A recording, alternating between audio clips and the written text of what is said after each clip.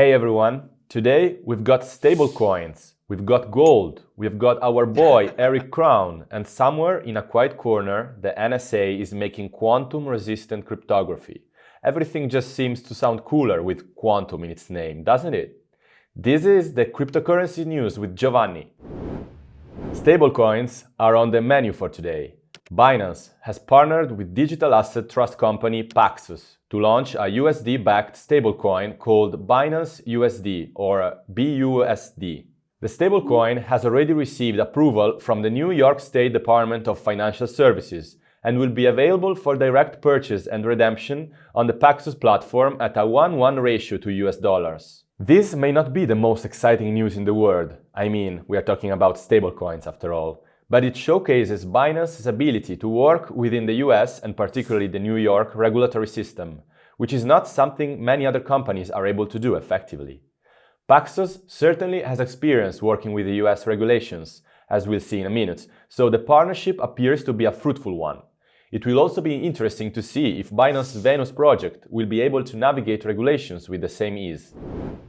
Speaking of Paxos, I've got some good news for all you gold bugs out there. Paxos has received approval from the New York financial regulators to launch a new gold-pegged Ethereum token called Pax Gold. Each PaxG token will be pegged to a physical ounce of gold stored in a London vault. Essentially, this allows you to own gold without having to pay a custody fee and gives you the ability to send it around the world at any given time or any given day. This is clearly a move to bridge the gold and crypto markets, and I don't know about you, but I'm curious to see how this bridge holds up given the ongoing competition between the two markets. The new stablecoin also aims to solve gold's biggest problem, which is the fact that it exists. Physically, I mean. Just imagine trying to lug a pile of gold through, say, airport security. Doesn't sound like much fun, does it? Well, with PaxG, you can trade and hold gold directly without ever needing to even see it. Best of both worlds, maybe. This could also finally make Mark Mobius happy. In an interview yesterday, the founder of Mobius Capital Partners said, "If there is a cryptocurrency that is really backed by gold, and that is, there is meaningful agreement and some kind of modern thing of this connection, then this could be quite interesting." Well, Mr. Mobius, your query may be answered in a very timely fashion with the arrival of PaxG, so be sure to keep a close eye on this progress.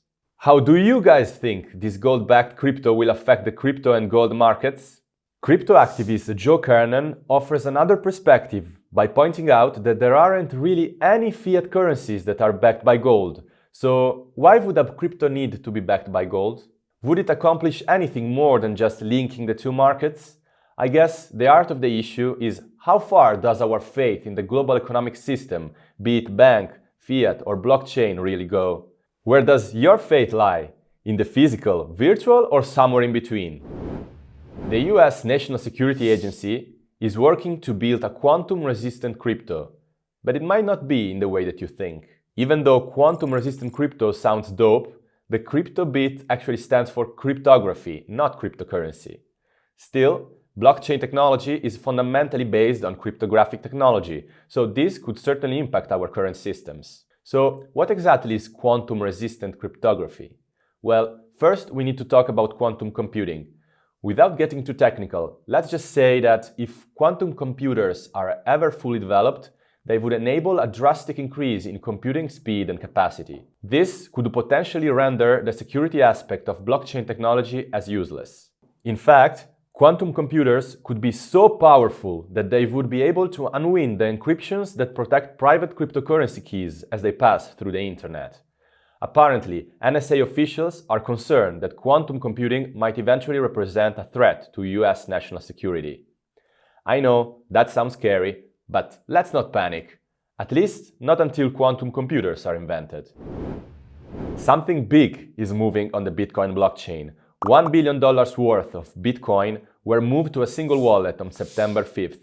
The sender paid a transaction fee of $700, which isn't exactly pennies and dimes, meaning he probably wanted the transaction to be settled as fast as possible. According to some theories, the transaction was related to Bakkt, which starts accepting Bitcoin deposits on its new platform, Bakkt Warehouse, today. This platform will be the custodial of the long-awaited Bitcoin futures contracts, which will launch on September 23rd. Bitcoin futures will enable physical delivery of Bitcoin instead of cash when the contracts close. We reached out to prominent crypto trader and YouTuber Eric Crown to help understand why the Bakkt Bitcoin futures are an important turning point. Hi Eric, explain please what is the difference between physical delivered and cash settled Bitcoin futures? Right. So physically delivered means that at expiration, the holder is essentially going to not be paid in cash, but in actual Bitcoins. So that means that Bitcoin stays in the market. Now, a lot of people will kind of argue that that's a huge difference. And yes, it will make a difference from just regular cash settled type settlements, I suppose you could say.